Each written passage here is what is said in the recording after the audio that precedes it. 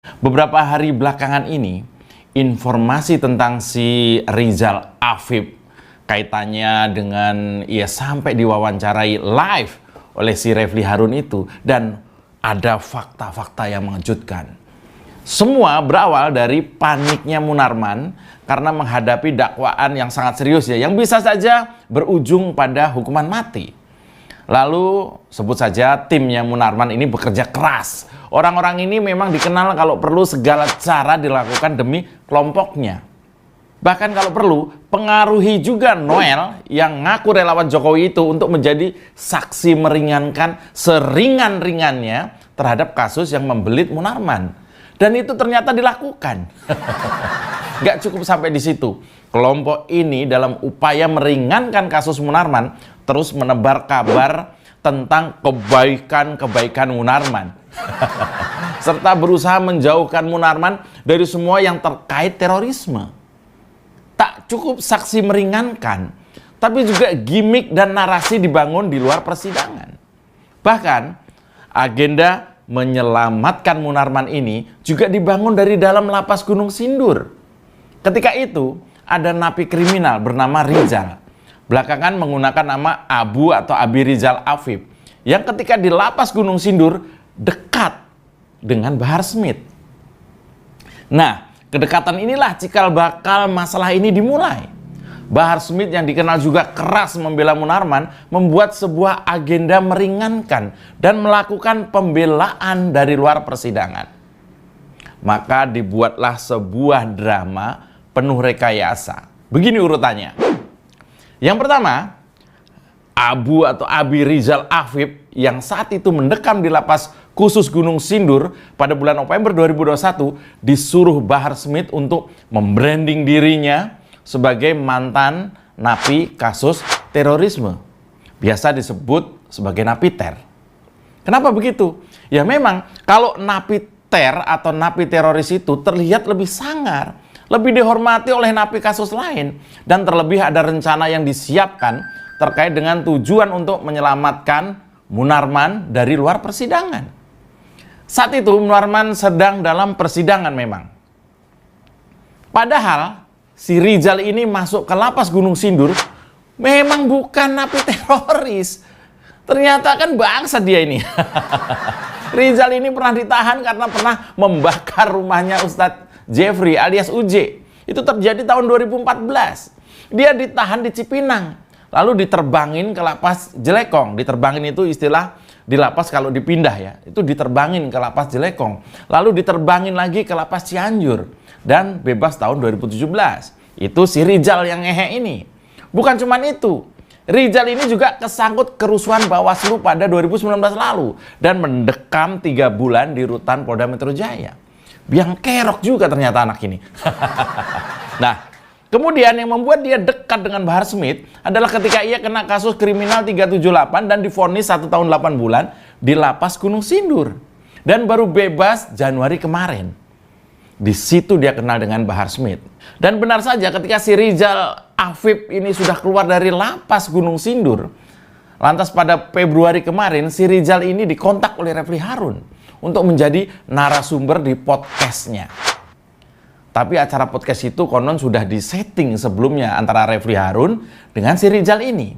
Lokasi syuting podcast si Rizal ini di lokasi rumahnya Refli. Dan untuk kegiatan itu si Rizal dibayar hampir 10 juta. Dan dikirim secara bertahap. Emang ada buktinya kalau Refli Harun itu bayar si Rizal itu? Wah, kebetulan ada aja yang inbox ke saya bukti pengiriman atau bukti transfer ke istrinya si Rizal itu. Ah, ini buktinya. Nah, dalam podcast Refli itu, si Rizal memang seolah meyakinkan sebagai napi teroris. Hafal nama-nama napiter lain. Ya iyalah, karena ketika di Gunung Sindur, Rizal ini memang intens bergaul dengan napiter. Di situ ia memainkan peranan, menyedot semua cerita, lalu dengan mudah ia mengikuti agenda yang disiapkan oleh Bahar dan juga Refli. Nah, tugas si Rizal Afif yang kemarin itu ketangkep karena menculik, membius anak-anak untuk nafsu bejatnya ini adalah membuat testimoni tentang Munarman. Ya, dalam podcast itu tujuannya adalah mengagungkan, membuat testimoni yang membuat Munarman ini seolah bukan teroris. Munarman tidak terkait dengan ISIS. Munarman suci, bersih dari semua gejala radikalis dan terorisme. Keras ya ini ya. Itulah tugasnya Afif. Dia harus menjelaskan seolah-olah Munarman itu tidak terkait dengan terorisme. Ini namanya branding, ini namanya narasi. Sedemikian penting peran Munarman pada kelompok ini, sampai sedemikian rumit skenario yang mereka lakukan. Kelompok yang saya maksudkan adalah kerjasama meyakinkan antara Bahar Smith, lalu Rizal Afif ini, diumpan lambung kepada Refli Harun, dan Refli Harun di kotak penalti mencoba mengutak-atik si Rizal ini dengan informasi-informasi sesatnya soal jati diri dan juga soal Munarman. Lalu tendang keras dan bola melambung tinggi melewati mistar gawang dan out, saudara-saudara. Ya, ini ibarat permainan bola, kerjasama yang ciamik, sayangnya nggak teliti. Netizen tahu aja kelemahannya ditujukan oleh kerjasama ini. Dan ketika netizen mulai doxing siapa si Rizal ini, maka terkuaklah semua kong kali kong yang penuh kebohongan ini. Dan yang pasti, tujuannya adalah meringankan, kalau perlu menyelamatkan Munarman. Kebaca semua ya. Saya dengar sih bayarannya diecer juga ya. Nggak sampai 10 juta sih, tapi ditransfernya dikit-dikit. Dan kemarin, Refli membuat konten bantahan. Setelah sebelumnya seorang pegiat media sosial bernama Eko Kuntadi. Nah, dalam bantahan kontennya itu, Refli nampak santai, tapi tetap nggak bisa menyembunyikan kegelisahannya ya. Karena kasus ini viral dan menyedot perhatian banyak pihak. Refli menyamakan kontennya dengan misalnya kontennya Deddy Corbuzier. Bahwa biasalah narsum habis diwawancara di podcast lalu berurusan dengan kepolisian. Bisa aja nih si udah Refli ya.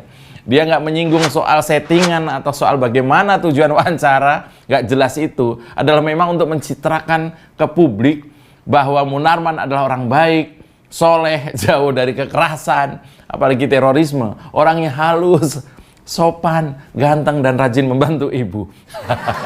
Mungkin saja sih, mungkin saja. Refli juga ikut arus sebuah agenda yang lebih besar. Mungkin saja ya. Karena Refli juga diketahui sebagai salah satu supporter untuk sistem khilafah. Terbukti dengan seringnya ia memberi panggung para pengasong sistem khilafah yang anti Pancasila itu di podcastnya. Jalan panjang melawan intoleransi, radikalisme, apalagi terorisme. Bahkan terdakwa yang sudah dibuktikan secara gamblang sebagai inspirator terorisme saja masih banyak yang akan menyelamatkan. Masih kuat kelompoknya berusaha semaksimal mungkin untuk membersihkan namanya.